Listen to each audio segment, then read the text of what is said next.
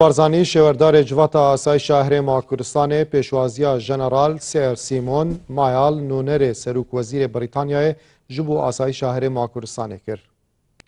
لە دیدارێکدا مەسرور بارزانی تشی قسە سەر دەستکەوت و پێشڕەویە بەردەوامەکانی هێزی پێشمەرگە دژ بە تیرۆریستانی داعش لە عێراق و سووریا داوای لە ژەنەڕاڵ سێر سیمۆن مایل کرد کە پێویستە بەریتانیا زیاتر ڕۆڵی ببینێ و جەختی لە پراکتیزەکردنی ڕۆڵی سەرکردایەتی خۆی لە هاوپەیمانی نێودەوڵەتی دژ بە تیرۆریستانی داعش بە دابینکردنی چەکی قورس و زرێپۆش بۆ پێشمەرگە کردەوە.